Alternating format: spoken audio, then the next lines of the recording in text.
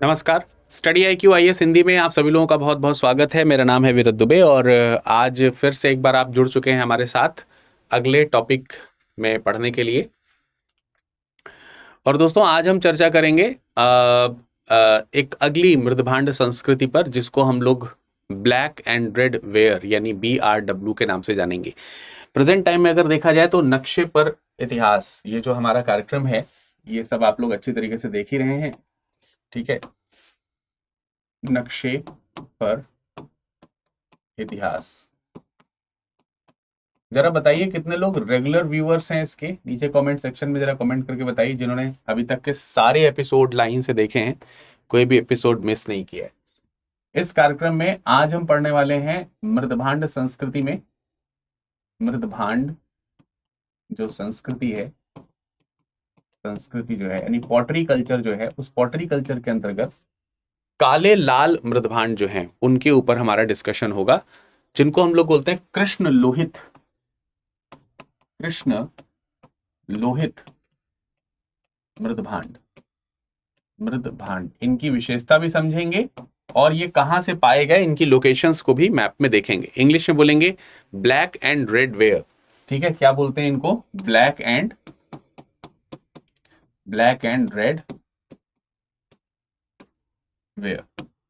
ठीक है, या शॉर्ट में BRW या BRW के नाम से भी इसको जाना जाता है।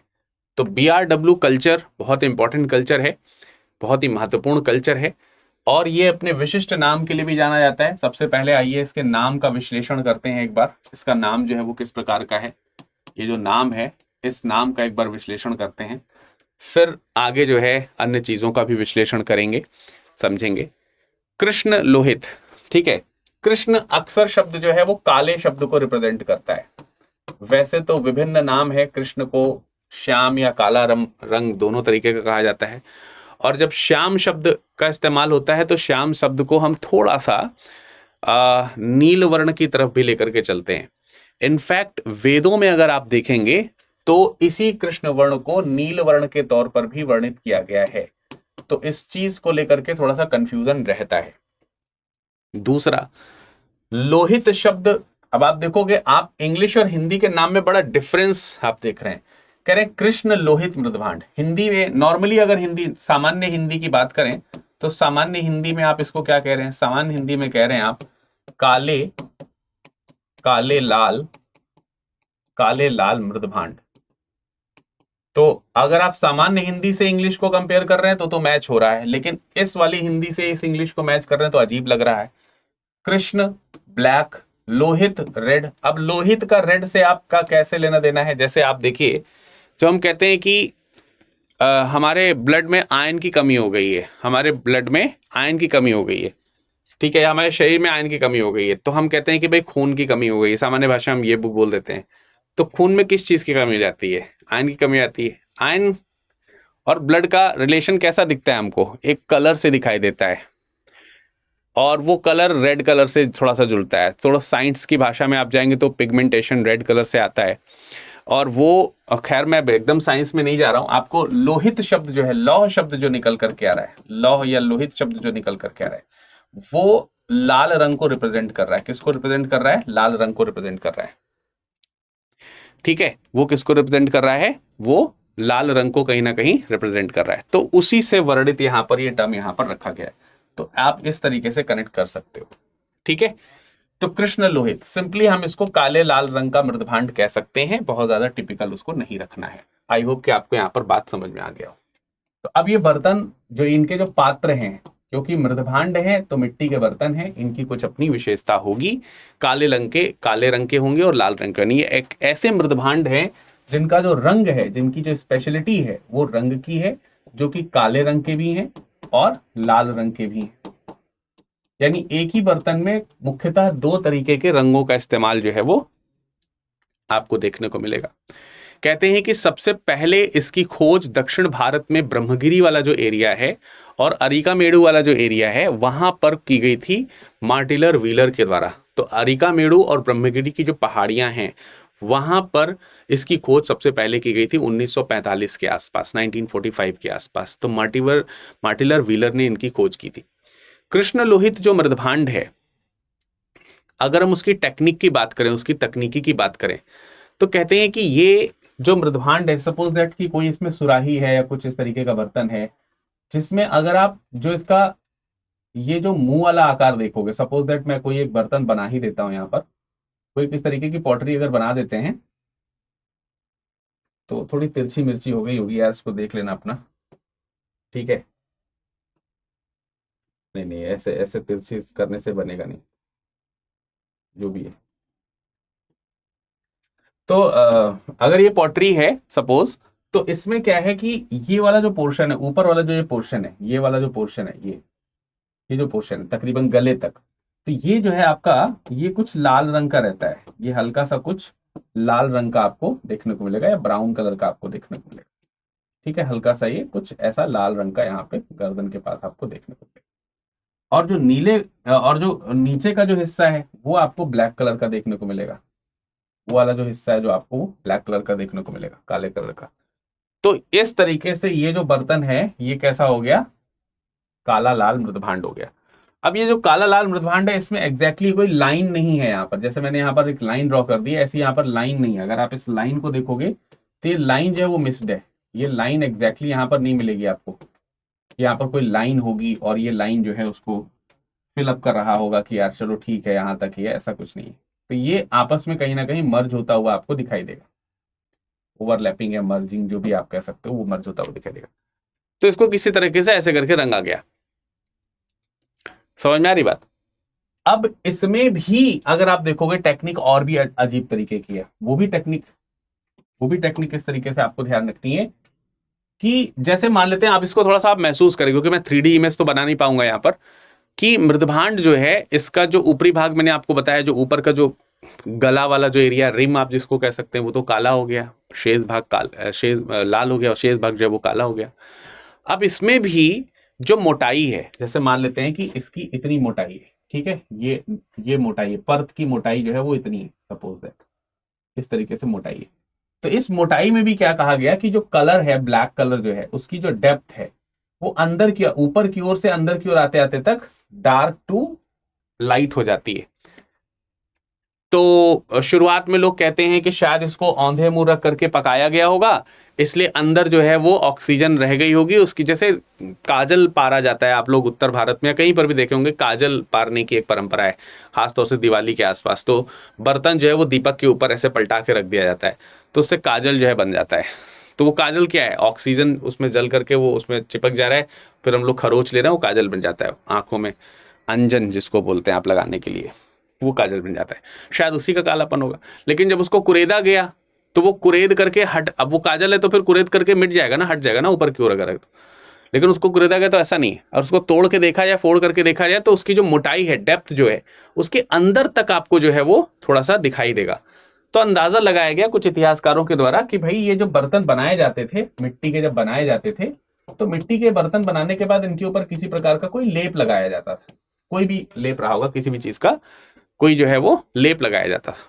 और लेप लगाने के बाद में कोई रेजिन या लेप जो है वो लगाने के बाद में कोई विशेष प्रकार का तेल होगा या कुछ भी केमिकल वगैरह इस्तेमाल करते होंगे, और फिर इसे पकाया जाता होगा। तो पकाने से हो सकता है वो जैसे जैसे पकाया जाता होगा, टेम्परेचर के अकॉर्डिंग वो तेल अंदर की ओर रिसता जाता होगा, और वो वहां तक उस जो मोटाई है, उस मोटाई तक उसको वो काला कर देता है। तो कह रहे हैं कि वो कार्बन है, वो क्या है, कार्बन है जो अंदर तक उसको क्या कर दे रहा है, काला कर दे रहा है। और वो एक ठोस रंग, उसे पक्का रंग जो है उसे प्रदान कर रहा है, जो कि छूटेगा नहीं बार बार। कुछ लोग कह रहे हैं कि इस बर्तन को अधिक पकाया गया, इस बर्तन को क्या किया गया, अधिक पकाया गया, और अधिक भी पकाया गया step by step, step 1 and step 2, ठीक है। जब स्टेप 1 में पकाया गया तो बाहर की ओर कालापन है, और स्टेप 2 की ओर पकाया गया तो टेम्परेचर अंदर की ओर काला कर देता है उसको थोड़ा सा। तो इसलिए स्टेप 1 और स्टेप 2 की तरफ पकाया गया, 2 बार पकाया गया उसको, तब शायद इस तरीके की चीजें निर्मित हुई होंगी। कुछ लोग कहते हैं कि इसके निर्माण की विधि जो है वो इजिप्शियन टेक्निक की है। इजिप्शियन टेक्निक में क्या होता है कि जो मिट्टी है, वो जो है वो नदियों के द्वारा जो बहा करके जो लाई गई मिट्टी होती है, जिसको कांचुली मिट्टी कहते हैं। कांचुली मिट्टी थोड़ी ज्यादा चिकनी होती है, जब उसके बर्तन बनाए जाते हैं तो दे आर लाइक कि थोड़ा सा शाइनी होते हैं, जैसे जैसे सेब की केचुल होती है ना, चिकनी ऊपर चमकदार, वैसी कांचली मिट्टी होती है, उसको बोलते हैं। उसमें चूना और रेत की मात्रा ज्यादा होती है, इसकी वजह से वो चमकदार होती है, तो उस मिट्टी का प्रयोग करके इसको बनाया जाता था। तो बहरहाल आई होप कि आपको यहां पर मैंने एक मोटे तौर पर मध्य संस्कृति में ब्लैक एंड रेड वेयर का एक ओवरऑल व्यू यहां पर दिया, समझाया कि ये जो कल्चर है ये कहां पर पाया जाता रहा होगा, मतलब इस सॉरी ये कल्चर जो है वो किस प्रकार का है, इसके बर्तन जो है वो किस प्रकार के थे। एक छोटी सी चीज और है जो हमको इस कल्चर में समझनी चाहिए या ध्यान रखनी चाहिए। जैसे सपोज दैट कि इस कल्चर को ठीक है देखा गया होगा कहीं पर, और तो कब तक लगभग, मतलब इसकी जो एज है, टाइम पीरियड जो है वो कब तक का है, या क्या किसी संस्कृति के साथ इसका ओवरलैप देखने को मिलता है। तो अगर हम देखें तो पहली बात तो इसका लोकेशन अभी हम दिखाएंगे आपको। इसका लोकेशन मोस्टली तो नॉर्दर्न इंडिया में है, ऐसा आपको देखने को मिलेगा, पर फिर भी साउथ इंडिया में भी, जैसे मैं आपको बताया कि इनिशियली तो साउथ इंडिया में आपको ब्रह्मगिरी वाला जो लोकेशन है वहां पर आपको देखने को मिल जाता है। तो साउथ इंडिया में भी कुछ लोकेशंस हैं, western India, eastern India, mid India, north India, सब जगह इंडिया के कई सारे लोकेशंस में आपको ये देखने को मिलेगा। लेकिन जैसे अगर आप पश्चिम की तरफ जाएं, लोथल, रंगपुर जो, या फिर सरस्वती नदी के दक्षिण पश्चिम की तरफ अगर आप जाएंगे, तो वहां से जो ब्लैक एंड रेड वेयर मिल रहे हैं, BRW जो कल्चर आपको देखने को मिल रहा है, उनसे जो अंदाजा लग रहा है टाइम पीरियड का उनके, वो ऐसा लगता है कि 2000 से 1500 ईसा पूर्व के हैं। तो अगर वेस्टर्न इंडिया की तरफ में, पश्चिम भारत की तरफ में अगर आप देख रहे हो, पश्चिम भारत की तरफ अगर आप देख रहे हो, तो 2000 से 1500 ईसा पूर्व का है, बिफोर क्राइस्ट का है। तो ये समथिंग एयरवेयर वैदिक सिविलाइजेशन के आसपास आपको देखने को मिलेगा। बट अगर आप मध्य भारत में, यानी इस रीजन से दक्षिण पूर्व की तरफ अगर आप आओगे, मालवा रीजन की तरफ आओगे, मध्य भारत की तरफ आओगे, तो यहाँ के जो आपको पॉटरीज मिलेंगे सेम BRW कल्चर के, वो आपको 1500 से 500 के भी देखने को मिलेंगे। यानी यहाँ से जब आप मध्य भारत में मालवा टाइप का जो रीजन है ना, वहां पे जब आप आना शुरू करोगे तो 1500 टू 500 बिफोर क्राइस्ट के भी आपको यहाँ पे potteries black and red wares के देखने को मिल जाएंगे। एंड सिमिलरली अगर आप दक्षिण भारत में चले जाओगे तो वहां पर मेगालिथिक कल्चर्स जो मैंने आपको बताए थे, वृहद पाषाणिक संस्कृति जो है, वहां तक की तिथि क्रम के भी आपको मतलब आपको देखने को मिलेंगे। वहां से लेकर के मोटे मोटे तौर पर 100 बिफोर क्राइस्ट से, अगर हम दक्षिण भारत की बात करते हैं, अगर हम दक्षिण भारत की बात करें, आप इसको कहीं अलग लिख लीजिएगा, मैं एक ही साथ लिख दे रहा हूं, 1000 ईसा पूर्व से लेकर के 100 ईसा पूर्व तक, 100 ईसा पूर्व तक का जो समय है वो आपको दक्षिण भारत मिलेगा। यानी आप देखोगे तो भारत में वेरिएशंस हैं इनके टाइम पीरियड को लेकर के। तो टाइम पीरियड को लेकर के एक जगह पर हम ये नहीं कह सकते कि इस तरीके के मृदभांड कल्चर यहां पर इस समय में, तो अलग अलग जगहों पर अलग अलग कल्चर का हमको वो देखने को मिलता है, सीधी सी बात यहां पर ये। तो चलिए, मतलब हर जगह पर अलग अलग है, पंजाब हरियाणा में अलग होगा, ठीक है, मध्य भारत का अलग है, दक्षिण पश्चिम भारत का हिस्सा अलग है, तो थोड़ा अलग अलग तरीके का हिस्सा है, अलग अलग जगह पर आपको देखने को मिलता है। तो चलिए मैं कुछ मैप यहाँ पर बनाता हूँ, और मैप में कुछ इंपॉर्टेंट जो लोकेशंस हैं उन लोकेशंस के ऊपर चर्चा करते हुए कुछ महत्वपूर्ण जो जगहें हैं उन जगहों पर आपको दिखाने का प्रयास करूंगा कि कल्चर जो है वो कहाँ पर रहे थे। तो इसके लिए आपको मैप बनाना होगा, है ना, इसके लिए हमको मैप ड्रॉ करना होगा। मैप ड्रॉ करेंगे, लेकिन उससे पहले एक इंपॉर्टेंट इन्फॉर्मेशन आपको दे देते हैं कि भाई इस समय चल रही अचीवर सेल। देखो यार, इसको सीरियसली लेना, ठीक है, अचीवर सेल चल रही है। जिस किसी को भी बैच के साथ जुड़ना है तो अब आप 10,499 में भी जुड़ सकते हैं, 10,499 में जुड़ सकते हैं। नीचे लिंक दिया हुआ है, लिंक पे जाइए, क्लिक कीजिए, और क्लिक करके विरद लाइव कोड लगा के देखिए, ठीक है, विरद लाइव कोड लगा के देखिए कि कितने का पड़ रहा है। तो 10,000 रुपए जो गोल्ड का है ना, वो गोल्ड सेलेक्ट करोगे बैच जब आप, तो आपको 10,000 रुपए का दिख जाएगा, 10,499 का। हो सकता है इससे भी कम प्राइस का हो, ठीक है। एक सबसे अच्छा सा काम मैं आपको बता दूं, आप, मेरा ये ईमेल आईडी है, इस ईमेल आईडी को सब लोग जरा नोट कर लो यार कहीं। ये वाला जो ईमेल आईडी है ना, इसको सब लोग फटाफट से कहीं पर नोट कर लो, फटाफट तुरंत। ये है virad.dubey@studyiq.com, virad.dubey@studyiq.com। यहाँ पे अपना नाम भेज दो मेरे को, ठीक है, यहाँ पे अपना नाम लिख दो, यहाँ पे अपना मोबाइल नंबर लिख दो, और यहाँ पर आप जो है अपना जो वर्ष है, टारगेटेड ईयर जो है, वो आप यहाँ पर लिख के भेज दो, तो मैं आपका एनरोलमेंट आसानी से करवा दूंगा, ठीक है। कोई परेशानी नहीं होगी आपको, बस कॉल आएगा तो बता देना कि विराज सर ने जो है वो कहा था, मेरा नाम जरूर बता देना, आपको पूरा असिस्टेंस मिल जाएगा, तुरंत का तुरंत मिल जाएगा, ठीक है। या फिर आप हमें टेलीग्राम या इंस्टाग्राम पे भी अपना मोबाइल नंबर भेज सकते हैं। तो ये चीज है। दूसरी बात ये है कि अगर आप 2026 का बैच ले रहे हैं क्रैश कोर्स के तौर पर, तो भाई विरद लाइव कोड से ही आपको 5,499 में मिल जाएगा। इसमें टेस्ट सीरीज जो है, टेस्ट सीरीज आपको मिल जाएंगे 75 plus test series.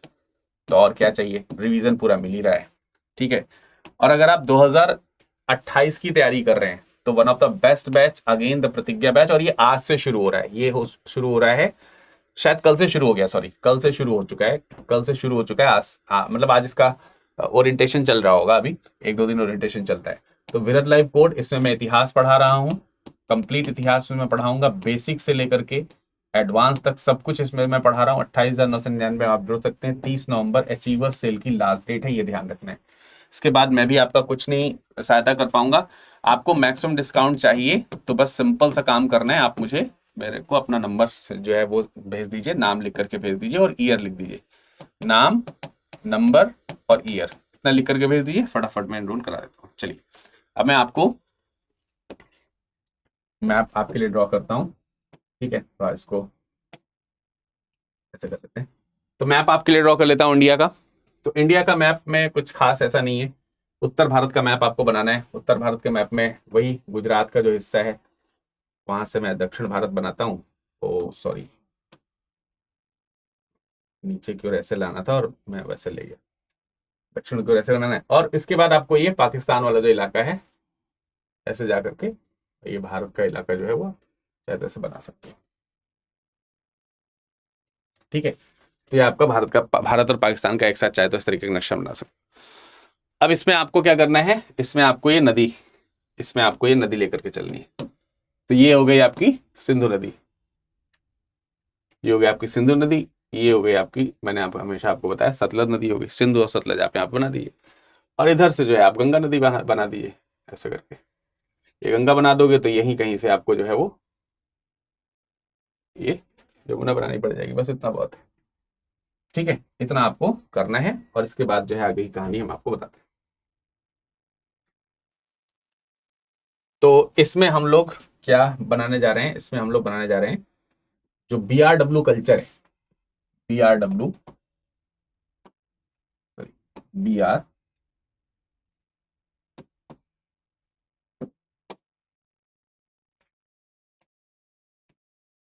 BRW culture जो है, ठीक है। BRW कल्चर के जो प्लेसेस हैं उनको हम लोग यहाँ पर क्या करने वाले हैं, ड्रॉ करने वाले हैं, ठीक। तो बहुत ही इंपॉर्टेंट लोकेशंस में, जैसे अगर आप देखोगे तो मध्य गंगा व निम्न घाटी वाला जो इलाका है, जहां पर तकरीबन आप देखोगे तो 1500 1600 ईसा पूर्व के आसपास में चीजें मिलती हैं, वहां से 500 600 700 800 ईसा पूर्व तक की चीजें मिल रही होती हैं। तो वो अगर आप देखोगे तो वहां पर कुछ महत्वपूर्ण लोकेशन हैं जो आपको ध्यान रखनी है। कुछ महत्वपूर्ण लोकेशन मैं आपको यहाँ पर लोकेट कर रहा हूँ। जैसे ये वाला जो इलाका है ये गंगा घाटी इलाका कहलाता है, ये गंगा घाटी वाला इलाका है जहाँ पे गंगा का मैदानी भाग आपको देखने को मिल रहा है। तो इसमें आप एक कौशाम्बी वाला जो लोकेशन है वो आप ध्यान कर सकते हैं। कौशाम्बी इंपॉर्टेंट लोकेशन है आपके लिए, आप आसानी से कौशाम्बी का लोकेशन, ये प्रयागराज के पास में जो आपका है, ठीक है। प्रयागराज के पास में आप जो कौशाम्बी वाला जो लोकेशन है वो आप याद रख सकते हो। इसी के पास में अगर आप देखोगे तो आपको एक जगह जो है वो बनारस के पास में आपको देखने को मिलेगी, राजघाट, ठीक है। तो मैं यहाँ कहीं राजघाट बना दे रहा हूँ, राजघाट, ये आपकी बनारस में है। राजघाट आपका वाराणसी में आपको देखने को मिलेगा। और थोड़ा सा आगे की ओर चले जाएंगे तो आपको सोहगौरा एक जगह देखने को मिलेगा, सोहगौरा, सोहगौरा यहाँ कहीं पर, सोहगौरा, ये तकरीबन आपका ये पड़ता है गोरखपुर के पास में। और यहीं पर आप बलिया की तरफ चले जाइए तो आपको खैराडीह एक जगह मिल जाएगी, खैराडीह जगह मिल जाएगी। बहुत पहले के समय में मैंने आपको 1-2 लोकेशंस और दिखाई थी जिसमें गया में मैंने आपको ताराडीह, सोनेपुर ये वाली जगहें दिखाई थी। तो आप मान के चलिए तकरीबन यहाँ कहीं पर इन जगहों पर, ये जो गया वाला जो लोकेशन है, गया वाला लोकेशन, इसमें आपको मैं एक साथ लिख दे रहा हूँ, ताराडीह वाला जो जगह है, ठीक है, ये आपको जगह ध्यान रखना है। सोनेपुर वाली जो जगह है, सोनेपुर वाली जो जगह है वो आपको ध्यान रखनी है।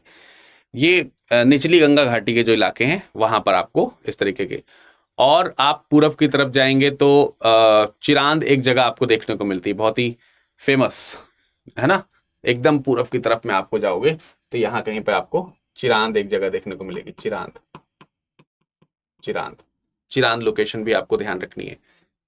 तो ये आपका हो गया। इसी तरीके से अन्य कल्चर्स में आपको, मतलब इसी कल्चर में और भी अन्य जगह जैसे सोनूवार है। इसके अलावा एक जगह यहाँ पर आपको और देखने को याद रखना है, आप चाहे तो याद रख सकते हो। तो इस जगह पर कहीं पर ये सोनभद्र जगह पड़ती है और यहाँ पर राजा नल का टीला है, राजा नल का टीला, राजा नल का टीला, ये आपकी जगह हो जाएगी सोनभद्र। ठीक है, ये जगह कौन सी है, सोनभद्र। ठीक है, तो सोनभद्र में भी जाकर के आप इन चीजों को देख सकते हो। ठीक, फिर से मैं बता दे रहा हूं, जिस किसी को लग रहा है कि सर पेन बहुत पतला यूज हो रहा है और थोड़ा सा इसको बाहर लिख दिया जाए, तो भैया मैप के अंदर ही लिखूंगा मैं, आप इसको थोड़ा सा बोल्ड करके देख सकते हो, बड़ा करके देख सकते हो एकदम। अगर आप देखोगे इसी जगह पर, इस जगह पर प्रयागराज में ही, जहाँ पे कौशाम्बी लिखा है मैंने, इसी जगह पर, इस जगह पर प्रयागराज में, यहाँ पर एक जगह पड़ती झूसी, झूसी, झूसी प्रयागराज है, बहुत ही फेमस जगह है, प्रयाग ही है मतलब वो। ठीक है, तो ये आपको ध्यान रखनी है। और एक पूरब में मान के चलिए कि यहां कहीं पर, इस जगह पर पूर्वी बर्धमान की एक जगह पड़ती है, पूर्वी बर्धमान, बर्धमान की जगह पड़ती है। इसमें इसका एक लोकेशन है, इसका नाम है पांडु राजार ढीबी, पांडु राजार ढीबी। तो पांडु राजार ढीबी जो जगह है वो भी आपका ब्लैक एंड रेड वेयर जो है यहाँ पर आपको देखने को मिलते हैं। तो ये इंपॉर्टेंट लोकेशंस जो मैंने आपको बताई, ये इंपॉर्टेंट लोकेशंस जो हैं, खास तौर से अगर आप देखोगे तो निम्न गंगा घाटी वाला जो लोकेशन है वहां पर आपको देखने को मिल जाएगा। लोअर गंगा जो वैली है, गंगा घाटी का जो निचला इलाका है वहां पर आपको देखने को मिलेगा। तो आप इसको चाहें तो इस तरीके से, मतलब अगर मैं इसको सर्कल कर दूं, ये जो पूरा का पूरा लोकेशन है, अगर मैं इसको इस तरीके से सर्कल कर दूं ये कैप्चर करके, तो ये आपको क्या हो जाएगा कि लोअर गंगा घाटी जो है आपकी इसके अंदर बन जाएगी। ठीक है, ये आपकी क्या बन जाएगी, लोअर, लोअर गंगा वैली। ये लोअर गंगा वैली वाला इलाका है, पूरा का पूरा इलाका जो मैंने आपको दिखाया, ये लोअर गंगा वैली वाला पूरा इलाका हो गया। ठीक है जी, तो ये एक इंपॉर्टेंट लोकेशन हो गया। बेसिकली मैं इसको यहां पर इस तरह से लिख भी दे रहा हूं जिससे कि आप ध्यान रखें, निम्न, निम्न गंगा घाटी, निम्न गंगा घाटी में BRW स्थल। तो निम्न गंगा घाटी में BRW स्थल कुछ इस तरीके के मैंने आपको यहां पर बताए। अब मैं आपको कुछ लोकेशन जो है वो पश्चिम के, वेस्ट के दिखाता हूं, जिसमें आपको मतलब अगर आप देखोगे तो पश्चिम के कुछ खास इलाके देखने को मिल जाएंगे। जैसे खास तौर से लोथल है, रोजदी है, रंगपुर है, ये सब आप लोगों ने नाम सुने होंगे।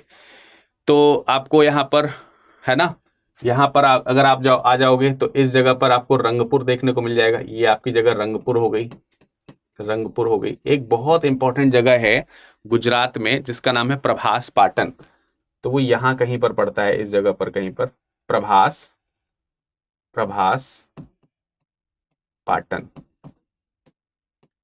ठीक है, ठीक, प्रभास पाटन, लोथल, ये सब इंपॉर्टेंट लोकेशंस हैं जो आपको किस में याद रखनी है, गुजरात में याद रखनी है। गुजरात में ये इसके लिए इंपॉर्टेंट लोकेशन है। रंगपुर वाला जो लोकेशन है वो मैंने आपको बता दिया। प्रभास पाटन वाला लोकेशन है वो आपको याद रखना है। जो भादर नदी है वहीं पर आपको रंगपुर लोकेशन देखने को मिलेगा। भादर नदी के पास में ही आपको रोजदी का भी एक लोकेशन देखने को मिलेगा। तो ये जो इलाके हैं, ये गुजरात के इलाके हो गए आपके। तो मैं गुजरात के इलाकों को भी अगर इस तरीके से लाइंड कर दूं, अगर मैं इस तरीके से कवर कर दूं, तो आप इसे भी किसी न किसी रंग में आप रंग सकते हो, ठीक है, और इसको इस तरीके से रख सकते हो यहां पर, है ना।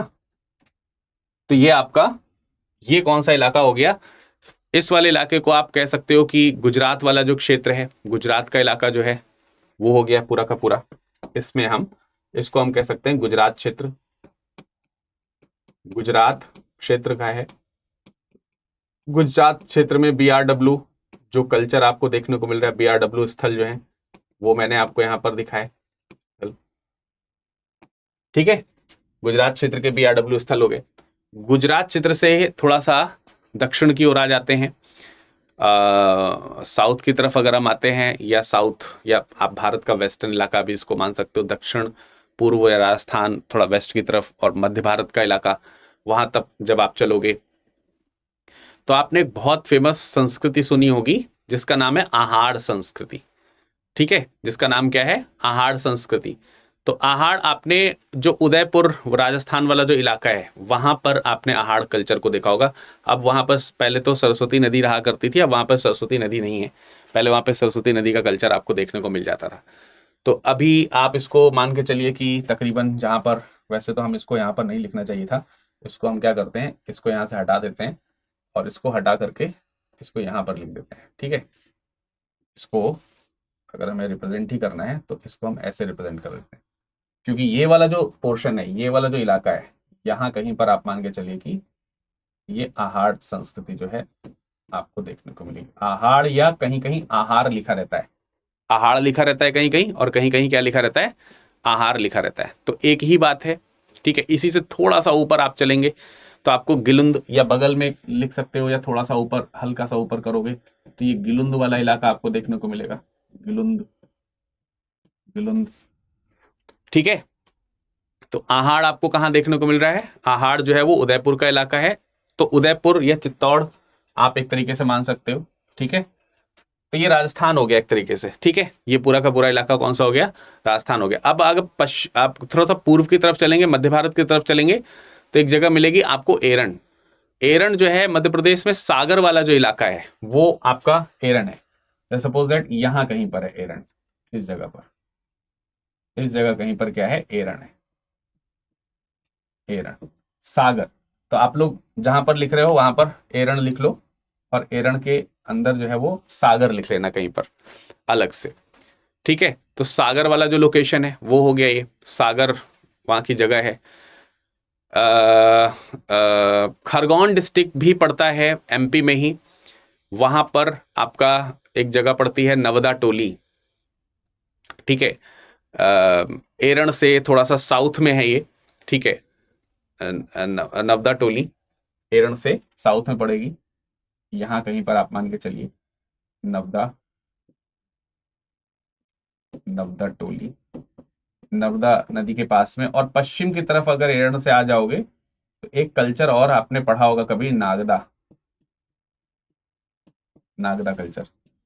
तो नागदा वाला जो लोकेशन है वो आपका यहाँ पर देखने को मिल जाएगा। ये आपका नागदा थोड़ा सा उज्जैन वाली जो जगह है वो है, एरन आपका सागर वाला हो गया, और जो नवदा टोली है ये खरगोन डिस्ट्रिक्ट में पड़ता है।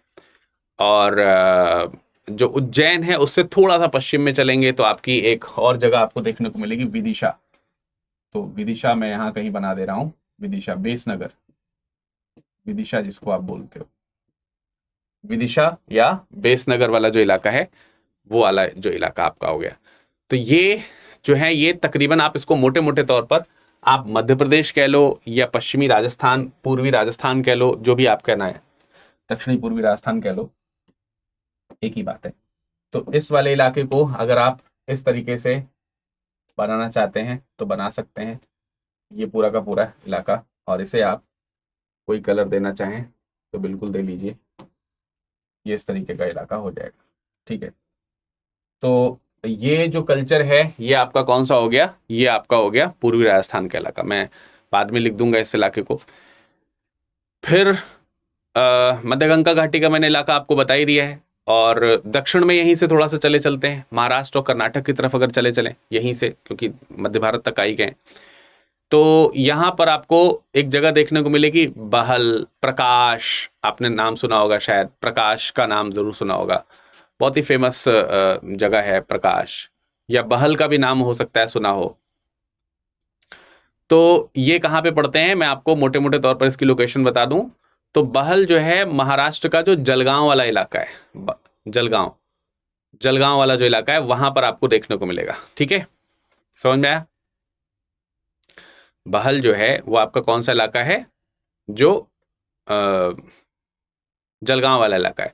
इसी तरीके से प्रकाश है, इसी तरीके से कोई नहीं तो आपने एक कल्चर बहुत ज्यादा फेमस सुना होगा, नेवासा।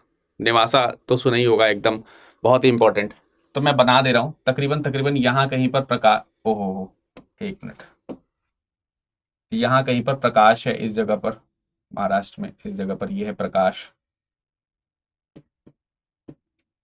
बहुत फेमस जगह है प्रकाश महाराष्ट्र का। और नेवासा इसी प्रकाश से थोड़ा सा दक्षिण में, दक्षिण की ओर पड़ता है, जहां पे जोरवे कल्चर आपने देखा होगा कभी, इस जगह पर कहीं पर, यहाँ पे कहीं पे नेवासा आपको देखने को मिलेगा, नेवासा।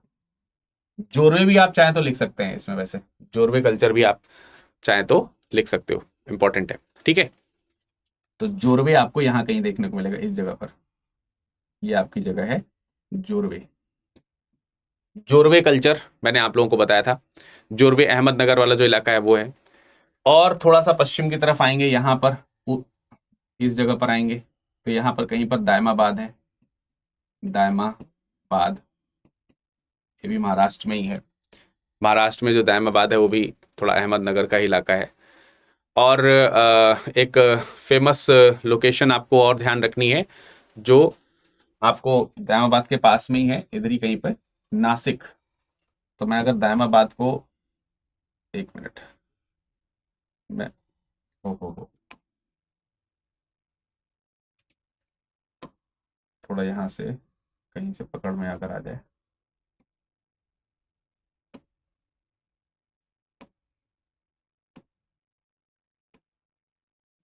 तो दायमाबाद को हमें मिटाना थोड़ा सा, रुक जाइए, दायमाबाद यहाँ पे लिख दे रहा हूँ, इस जगह पर लिख दे रहा हूँ, दायमाबाद इस जगह लिख दे रहा हूँ मैं। ठीक है, दायमाबाद, और यहाँ पर मैं नासिक बना दे रहा हूँ, नासिक। तो अब आपका कल्चर सही से दिखेगा, नासिक। ठीक है, नासिक हो गया, दायमाबाद हो गया, नेवासा हो गया, चंदौली भी यहीं पे एक जगह पड़ती है, तो आप चाहें तो चंदौली ले सकते हैं। ऐसे करके बहुत ही फेमस जगह आपको यहाँ पर देखने को मिल जाएगा। तो ये इलाके कौन से हैं, ये आपके महाराष्ट्र वाले इलाके हो गए। ठीक है, और साउथ की तरफ अगर आप चलोगे तो दक्षिण में हल्लूर भी एक जगह देखने को मिलेगी, एकदम कर्नाटक के आसपास आपको हल्लूर जगह देखने को मिलेगी, तो वो भी एक जगह है। तो ये वाला जो पोर्शन है, ये वाला जो पोर्शन आप देख सकते हो, इस तरफ वाला जो पोर्शन आपको ये देखने को मिल रहा है, ये पोर्शन आपका क्या हो गया, ये पोर्शन हो गया आपका, ठीक है, ये पोर्शन जो हो गया आपका महाराष्ट्र वाला हो गया बेटे। ठीक है, आप इसे महाराष्ट्र कह सकते हो, ये महाराष्ट्र का हिस्सा हो गया। तो महाराष्ट्र में वाला कल्चर आपको ध्यान रखना है इंपॉर्टेंटली। महाराष्ट्र और कर्नाटक वाला जो क्षेत्र था ये भी मैंने आपको बताया। अब उत्तर भारत का एक और इलाका आपको थोड़ा सा ध्यान अगर आप चाहें तो रख सकते हैं, और वो है मतलब हरियाणा पंजाब वाला जो इलाका है, या फिर आप राजस्थान का उत्तरी भाग कह सकते हो। उत्तर और उत्तर पश्चिम को जो कनेक्ट करता हुआ इलाका है वो, इसमें आपको एक बहुत ही फेमस जगह मिलेगी, रोपड़। रोपड़ आपने सुना होगा, या फिर एक बहुत ही फेमस जो होगी आलमगीरपुर, जो कि उत्तर प्रदेश का इलाका है आलमगीरपुर, तो मेरठ के पास में। ठीक है, तो ये आपका हो गया इधर कहीं पर आलमगीरपुर, इस जगह पर, इस जगह पर कहीं पर आपको आलमगीरपुर मिलेगा, आलमगीरपुर।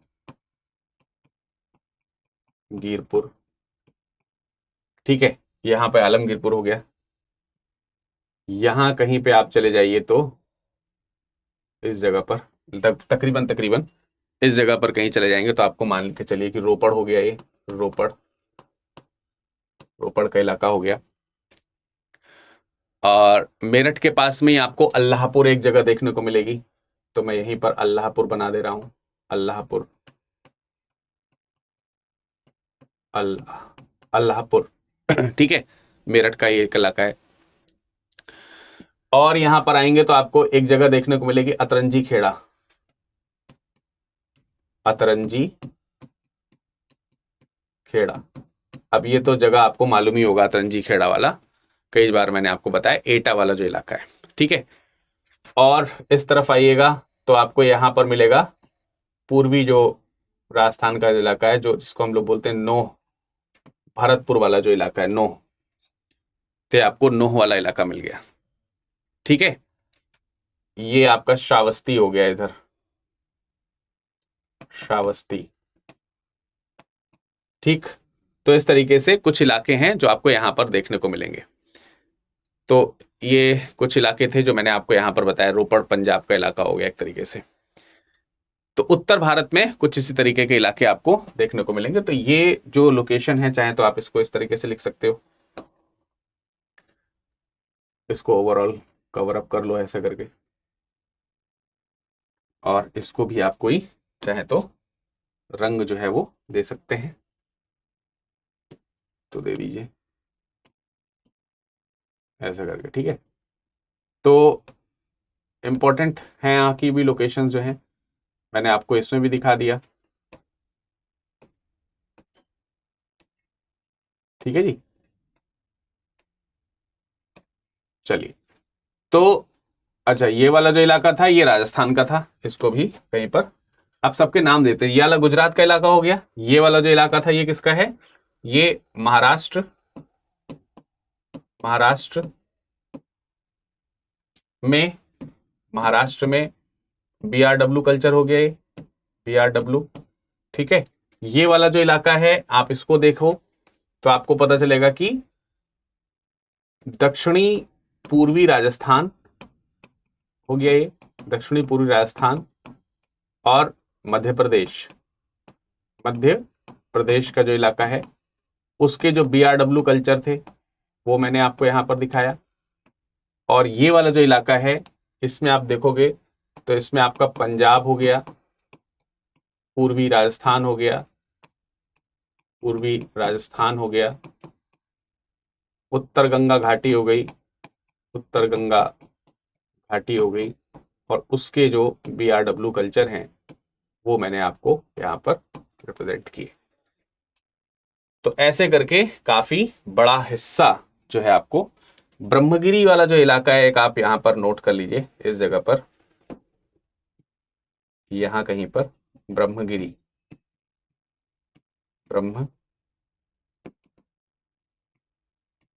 ब्रह्मगिरी की जो पहाड़ी है वहां पर भी आपको एक लोकेशन कर्नाटक के पास में देखने को मिलेगी। तो ये है ओवरऑल कल्चर, ये है ओवरऑल पूरा का पूरा जो मैंने आपको यहाँ पर बीआरडब्ल्यू कल्चर के तौर पर चीजें बताई। एंड आई होप कि आपको ये सारे के सारे समझ में आए होंगे। तो बेसिकली लोकेशन तो आपको क्लियर है ही, लोकेशन तो आपको पता चल ही गया, संस्कृति के बारे में भी पता चल गया। संस्कृति को लेकर के अब कुछ लोग कहते हैं कि एनबीपीडब्ल्यू कल्चर जो है, नॉर्दर्न ब्लैक पेंटेड वेयर जो है, कुछ लोग कहते हैं कि एनबीपीडब्ल्यू, अभी हम लोग आगे के कल्चर में पढ़ेंगे एनबीपीडब्ल्यू, उनकी जो कल्चर था, उनका जो ताम्रपाषाणिक कल्चर है, ऐसा कहा जाता है कि कुछ स्थल ऐसे हैं जो मृदभांड जो मिले हैं जहां पर बीआरडब्ल्यू के उपकरण हैं, वहां पर एनबीपीडब्ल्यू के भी उपकरण हैं, वहां पर ताम्रपाषाणिक उपकरण भी मिले हैं, कुछ ऐसी जगह पर हैं। तो मतलब कुछ कल्चर जो है वो मिक्स्ड जगहों पर देखने को मिलते हैं। तिथि क्रम सबकी अलग अलग मैंने आपको बता ही दी है। तो चलिए इसको एक बार बनाने का प्रयास कीजिएगा, समझने का प्रयास कीजिएगा। जाते जाते मैं आपको फिर से एक बार बता देता हूं कि भाई प्रतिज्ञा प्लस का सबसे खूबसूरत एक जो पॉइंट है वो क्या है कि आप प्रारंभिक परीक्षा पास करेंगे। प्रारंभिक परीक्षा जो है वो अगर आपकी क्वालिफाई हो जाती है तो उसको पास करने के बाद आपका फुल फी रिफंड हो जाता है। फुल फी रिफंड ये आप क्लेम कर सकते हो, और ये तभी कर सकते हो जब आपका प्रारंभिक परीक्षा निकल जाता है, आप मेंस के लिए सेलेक्ट हो जाते हो, लिखित परीक्षा के लिए। अब लिखित आप पास हो या ना हो उससे मतलब। तो ये आप सोचिए, अगर आप फ्री में आईएएस बनना चाहते हैं तो स्टडी आईक्यू आपको अपॉर्चुनिटी प्रदान कर रहा है। आपको बुक वगैरह सब प्रदान इसमें की ही जा रही है। क्या ही चाहिए आपको, नीचे लिंक दिया हुआ है, लिंक पे क्लिक करेंगे। क्लिक करते ही आपको, मैं आपको दिखा दे रहा हूँ क्या करोगे। क्लिक जैसे ही करोगे ना, तो क्लिक करते ही यहाँ नीचे आप आओगे, ठीक है। तो आपका ये वाला जो विंडो है, जो भी आप 2027 से 28 जो भी बैच आप लेना चाहोगे वो आपको मिल जाएगा। आप 2028 का बैच सेलेक्ट करोगे तो यहाँ से ब्रोशर डाउनलोड कर सकते हो आप। अब इसमें आपके पास में प्लेटिनम बैच है, ठीक है। देखिए इसमें मैं, अमृत उपाध्याय सर हैं, विकास सिंह सर हैं, अमृत पांडे सर हैं, मनोज सर हैं, मैं हूँ, है ना, सब लोग हैं इसमें, पंकज सर हैं, अभिनव भोरे सर हैं। आप डेमो वीडियोस देख सकते हो इसमें। सीसेट के कोर्सेज आपको इसमें मिल रहे हैं, सब कुछ इसमें आपको बेटा मिल रहा है, ठीक है। तो आपको करना क्या है, बाय नाउ वाले ऑप्शन पे जाना है। बाय नाउ वाले ऑप्शन पे जो भी कोड पहले से लगा है उसे रिमूव करना है। किसी का भी कोई भी कोड लगा है सब पहले रिमूव कर देना है। फिर यहाँ पर लिखना है विरद लाइव, VIRADLIVE, ठीक है। लिख करके अप्लाई करना है। अप्लाई करके देख लेना है डिस्काउंट, और फिर अब आके पे नाउ करना है। 48 महीने की वैलिडिटी है इसकी, आप समझिए, ठीक है। अगर आप देख रहे हो इसकी वैलिडिटी 48 महीने की है, ठीक। लाइव फाउंडेशन बैच इसमें लेगा, 1-to-1 mentorship, answer writing program, prelims test series, SCP, SIP, cap, सब कुछ आपको इसमें मिल रहा है। तो सब कुछ है बेटा, मतलब आप बस जाइए और जुड़ जाइए बैच के साथ में, ठीक है। चलिए मिलते हैं बैच में और अगली क्लास में। अगली क्लास हमारी NBPW कल्चर की होगी। तब तक अपना ख्याल रखिएगा। शुक्रिया।